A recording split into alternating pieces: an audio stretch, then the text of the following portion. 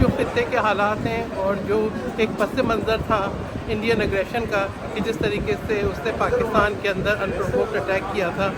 تو اس پس منظر میں یہ ملاقات بہت اہمیت کی حامل تھی، اور ٹرمپ کے رول کو بھی اپریشیٹ کرنے کی بڑی ضرورت تھی کہ اس نے ایک جنگ کو روکا، جس کو ہم نے دیکھا کہ پاکستان کی سول ملیٹری لیڈرشپ نے اپریشیٹ کیا، چیئرمین بلاول بھٹو زرداری نے بھی اس کو اپریشیٹ کیا۔ تو میں سمجھتی ہوں کہ ایک فضا جو بن گئی تھی پاکستان کے لیے، جو ایک ویکیوم تھا ڈپلومیسی کا، وہ جو ہے اس وقت جو ہے پر ہو گیا تھا۔ ایسے وقت میں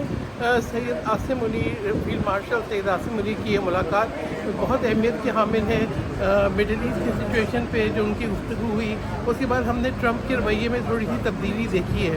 اور ہم یہ بھی دیکھ رہے ہیں کہ کوئی بات چیت کی بھی ہمیں صدائیں آ رہی ہیں۔ وہ جب 2-3 ٹویٹ تھیں کہ سرنڈر کرو اور ہمیں پتہ ہے کہ کہاں ہم نے اسکائز کا پتہ ہے اور یہ سب، تو وہ سب آئی بلیو کہ اس کے اندر تبدیلی ہے۔ اس نے یہ مان لیا کہ پاکستان جو ہے وہ ایران کے بارے میں زیادہ جانتا ہے۔ ہم نہیں چاہتے کہ اس خطے کے اندر جو ہے جنگ ہو، نہ ہی یہ خطے کے امن کے لیے بہتر ہے، نہ ہی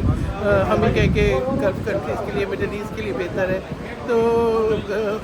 امید ہے کہ بات چیت کے ذریعے معاملات حل ہوں گے۔ پھر یہ خالی جو ہے دفاعی معاملات کی حد تک ملاقات نہیں رہی، یہ ایک بگننگ ہے ایک نئی پارٹنرشپ کی، کیونکہ دیکھیں ٹریڈ پہ بھی بات ہوئی، کرپٹو کرنسی پہ بھی بات ہوئی، بائلیٹرل کوآپریشن پہ بھی بات ہوئی۔ تو یہ ملاقات جو ہے اس نے کئی ایونیوز اوپن کیے ہیں، اور پاکستان نے جو اپنا وقار حاصل کیا